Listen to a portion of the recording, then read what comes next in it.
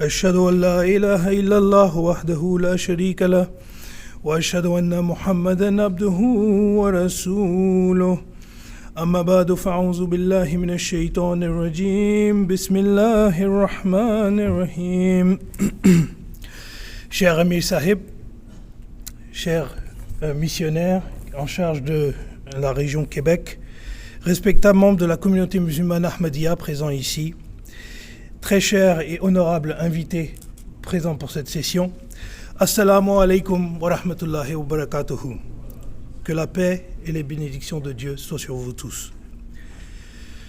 Je dois le dire, mon honneur est immense de pouvoir m'exprimer pour la première fois dans le Jalsa francophone, de la partie francophone du Canada, et surtout après de longues années de pandémie qui ont traversé tous les différents pays du monde.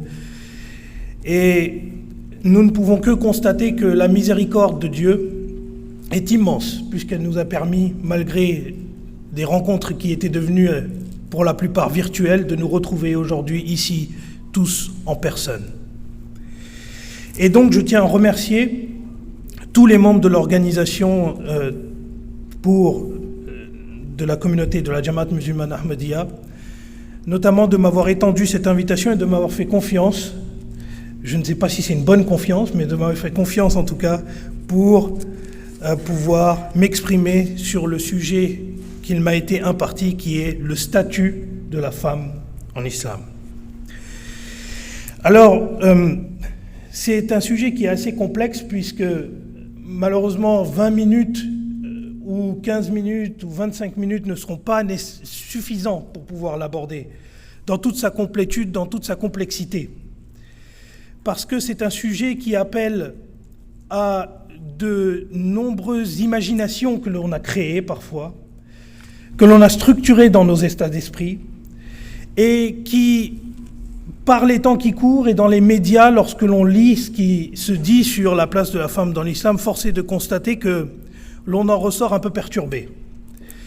Parce qu'aujourd'hui, on a l'impression que lorsque on lit les médias, eh bien que le statut de la femme en islam est relégué à une sorte de second plan, à un genre, puisque c'est un genre qui n'a pas vraiment de droit, qui serait uniquement conditionné par une action positive de l'homme, et donc l'homme déterminerait quelque part la faculté de la femme à pouvoir s'épanouir dans une société. Eh bien, tout cela est faux. Tout cela est faux pour plusieurs raisons que je vais évidemment développer devant vous. Car d'abord, le statut de la femme en islam n'est pas limité ou n'est pas cantonné au port du voile ou à certaines choses que les médias nous présentent. Le statut de la femme en islam, il est bien plus complet que ça. L'islam traite de la femme lorsqu'elle est une épouse, l'islam traite de la femme lorsqu'elle est une mère, l'islam traite des droits de la femme dans son intégralité, lorsqu'elle doit travailler, exercer une activité professionnelle, lorsqu'elle doit avoir une part de l'héritage.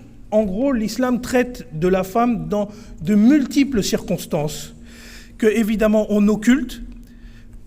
Bon gré, mal gré, ça c'est à vous de juger, mais en tout cas qu'on occulte substantiellement pour se concentrer et se focaliser que sur une partie des choses et qui, en plus, même cette partie, lorsqu'elle est couverte, est erronée.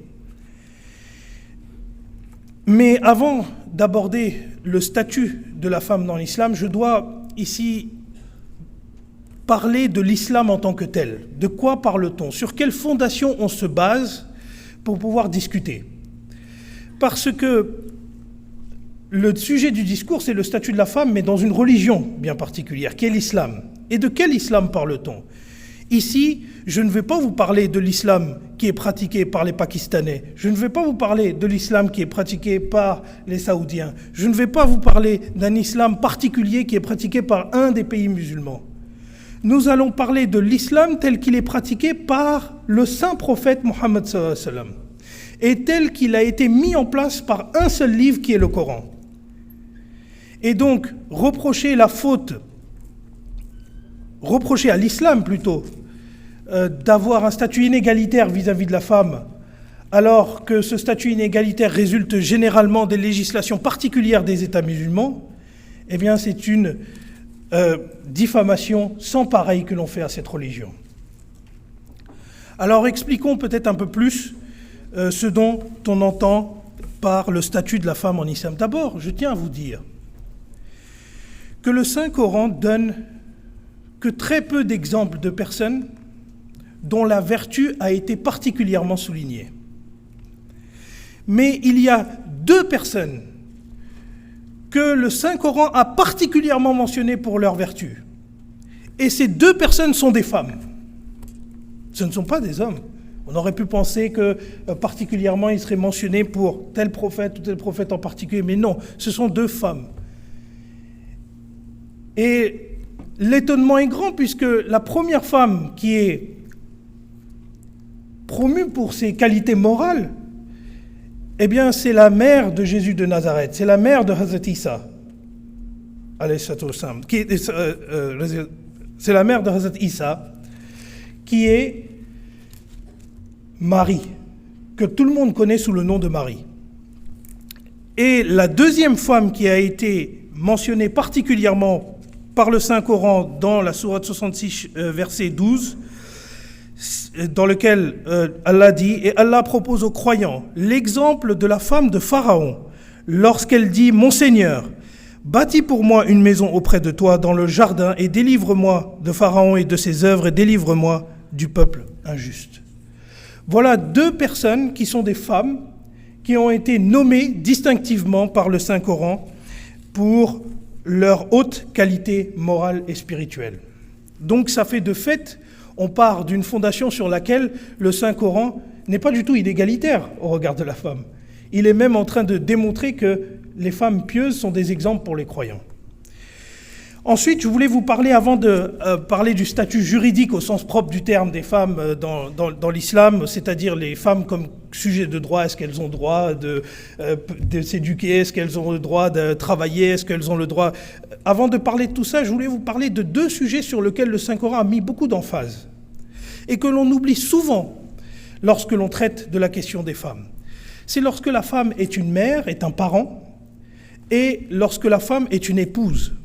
Et ces 2 circonstances particulières ont appelé des commentaires très détaillés du Coran sur la femme, justement. D'abord, parlons de la femme en qualité de parent.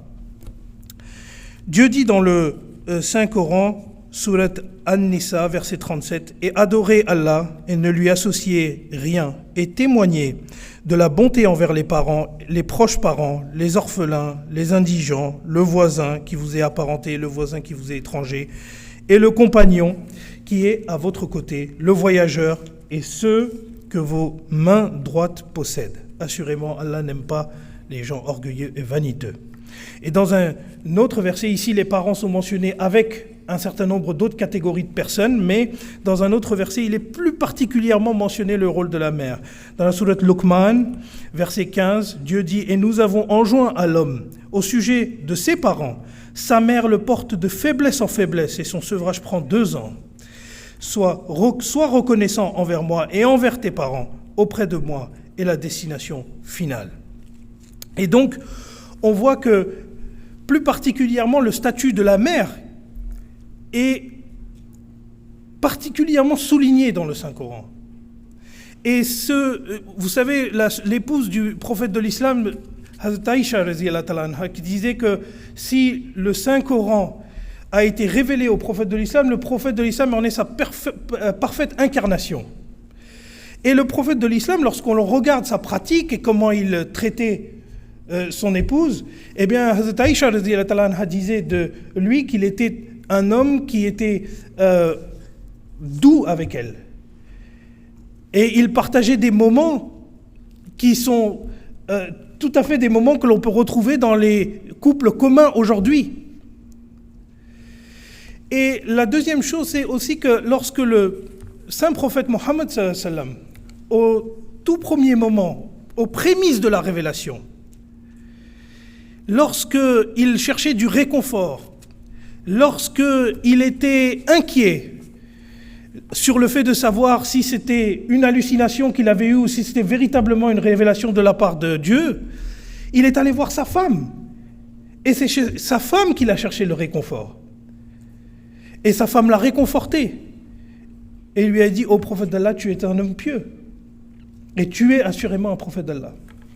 Et donc, il y a ici 2 exemples concrets, il y en a beaucoup. Et je ne pourrais pas les détailler tous ici, sans faire injustice au temps qui m'a été imparti. Et donc, je voulais vous citer ces 2 particuliers versets qui sont au moment de la vie du saint prophète et au tout prémisse de la révélation, qui sont 2 exemples qui sont vraiment très beaux pour illustrer l'importance de la femme. Mais je voudrais ici souligner la qualité de mère. Le prophète de l'islam a dit, il y a une personne, qui a interrogé le prophète de l'islam en disant « Ô messager de Dieu, quelle est la personne qui mérite que je lui tienne le plus de la compagnie ?» Et la réponse du prophète de l'islam fut très claire, ta mère, ta mère, ta mère, et ensuite ton père. À 3 reprises, le prophète de l'islam a mentionné la mère. Et il y a un autre, ce que l'on appelle un hadith, qui dit très clairement que prends soin de ta mère, car le paradis se trouve sous ses pieds. Et donc la condition du paradis a été mise sous le pied de la mère, une femme. Et donc, ô combien exalter le statut d'une femme, en réalité, dans le Saint-Coran, puisque on ne conditionne pas son ascension sociale, on ne conditionne pas son vivre dans la société par l'autorisation de l'homme. Mais en revanche, on conditionne le fait pour un enfant de suivre exactement ce que sa mère lui dit, de la respecter pour l'accession au paradis. Et donc, le statut de la femme est non pas quelque chose que l'on doit reléguer au second plan, mais c'est un statut qui est envié en réalité.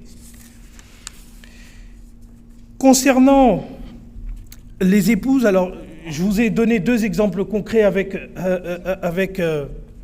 les 2 exemples que je vous ai donnés juste avant, donc je ne vais pas les répéter, mais aujourd'hui, quand on dit que les épouses, elles sont à la maison, dans l'islam, elles sont là pour faire la vaisselle, et puis voilà, bon, c'est un peu l'image que l'on a de cette femme qui est soumise, qui est déprimée, et qui reste à la maison et qui n'a rien d'autre à faire, et qui ne peut pas s'épanouir dans la société. Tout ça est bien évidemment faux, et je vais l'évoquer quand je vais parler de la femme en tant que sujet de droit au sein de l'islam.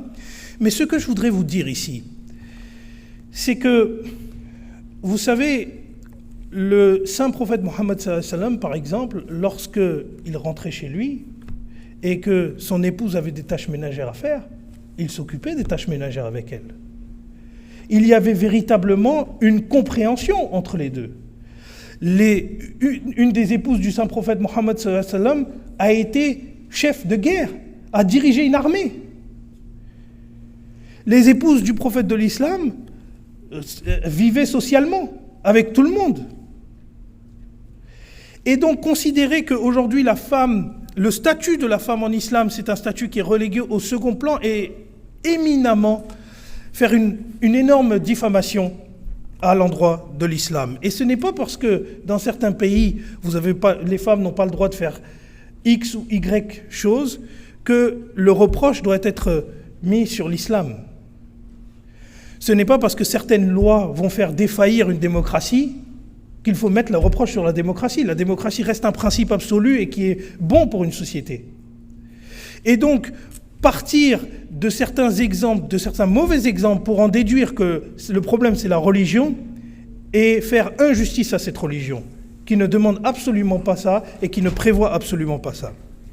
Enfin, je voudrais vous parler de quelques situations dans lesquelles, ou aujourd'hui en tout cas, on a l'impression, on en parle beaucoup et donc je pense que c'est digne d'être souligné ici devant vous.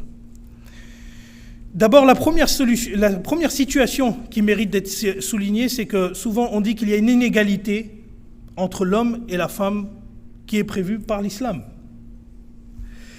Alors qu'il y a une égalité dans tout domaine, sauf dans un domaine, dans le fait d'agir pour le bien. Dieu dit dans le Saint-Coran, sourate 40, verset 41, « Quiconque fait un mal ne sera payé qu'avec son équivalent, mais quiconque fait un bien, qu'il soit homme ou femme, et est croyant, ceux-là entreront dans le jardin où ils recevront une provision sans compter. » C'est-à-dire que celui qui fait le bien, qu'il soit homme ou femme, c'est lui qui va être récompensé. Et donc la seule distinction ici qui est posée, puisque c'est une discrimination de fait, si on regarde, mais elle est basée sur le fait d'agir pour le bien, d'agir pour la justice. Et à partir du moment où une femme agit plus pour la justice qu'un homme, elle sera plus récompensée naturellement, puisque ce verset du Saint-Coran le prévoit. Donc il existe cette règle simple, c'est que tout le monde est à égalité, et la seule distinction qui porte, c'est sur vos qualités morales. C'est ce que l'islam enseigne. L'islam est une religion qui met en place des cadres moraux. Et celui qui excelle dans ces cadres moraux sera celui qui est récompensé. Et celui qui faillit dans ces cadres moraux sera celui qui ne sera pas récompensé. Et c'est des éléments qui sont assez communs à tous les monothéismes que vous pouvez voir. Ensuite, il y a également un autre reproche qui est fait régulièrement au statut de la femme en islam, c'est l'activité professionnelle. On dit assez souvent, malheureusement c'est dirigé avec l'exemple de certains pays qui n'appliquent pas l'islam mais leur propre desiderata. Et l'idée c'est que la femme ne pourrait pas exercer une activité professionnelle. Encore une fois, lorsque l'on regarde l'islam et l'histoire de l'islam, tout ça est absolument faux, parce qu'une femme peut exercer une activité professionnelle. Et d'ailleurs, l'épouse du prophète de l'islam, Hazrat Khadija, exerçait une activité professionnelle. Et donc, à partir de là, considérer qu'on interdit à une femme d'exercer une activité professionnelle, c'est encore une fois lire de manière non nuancée les choses. Vous savez, on vit dans un monde qui a perdu le sens des nuances. Il n'y a plus de juste milieu. Il y a juste soit vous adhérez, soit vous refusez. Soit on dit oui, soit on dit non. Il n'y a plus de volonté d'essayer de comprendre des concepts qui sont éminemment complexes. Et en plus des concepts qui arrivent dans des sociétés qui sont sécularisées. Quand j'entends par sécularisation, c'est l'éloignement progressif des sociétés de la religion. Et donc, s'il y a un éloignement progressif de ces sociétés de la religion, ce qui fait qu'à chaque fois qu'on ramène un principe ou qu'on discute dans un débat public un principe religieux, ça va le rendre éminemment compliqué, les gens ne vont pas nécessairement le comprendre et on ne va pas adopter des réactions du juste milieu. Alors que, évidemment, la sagesse est de mise sur ces questions-là. Enfin, je vais conclure mon propos en disant que, vous savez, je ne voulais pas parler du voile, en particulier dans ce discours, pour une raison bien particulière. C'est que nos sociétés ont tendance à définir le statut de la femme en islam qu'à travers le voile. Et on a l'impression que le statut de la femme aujourd'hui ne peut être défini qu'exclusivement à partir de ça. Est-ce qu'elle a le droit de porter le voile? Est-ce qu'elle n'a pas le droit de porter le voile? Est-ce qu'il faut qu'elle porte le voile? Est-ce qu'il ne faut pas qu'elle porte le voile? C'est des questions qui peuvent se poser. Mais le statut de la femme en islam est bien plus large que tout cela. Et il faut que l'on comprenne, on a aujourd'hui des invités qui sont amenés éventuellement à jouer des fonctions législatives, il faut que l'on comprenne que la liberté de religion doit demeurer le principe absolu. Sa sainteté, le calife vient juste de le rappeler à l'instant.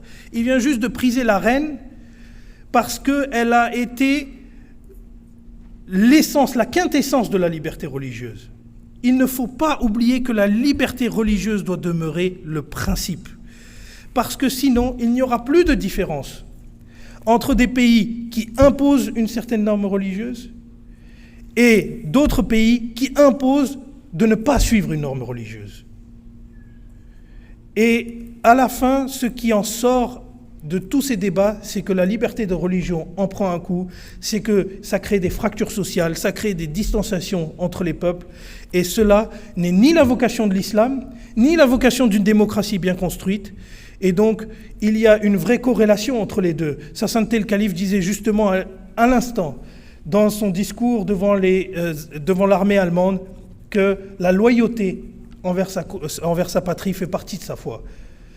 Et donc, ça va créer de la déloyauté, parce que l'on va diviser les gens. Et donc, la division doit être écartée à tout prix. Et ce sera le mot de la fin. Je sais qu'il n'était pas en rapport nécessairement avec le statut de la femme dans l'islam, mais je vais essayer de vous donner, à travers ces quelques mots, un bref détail du statut de la femme en islam. Et je vous remercie de m'avoir écouté. Wa akhiru dawana wa alhamdulillahi rabbil alamin.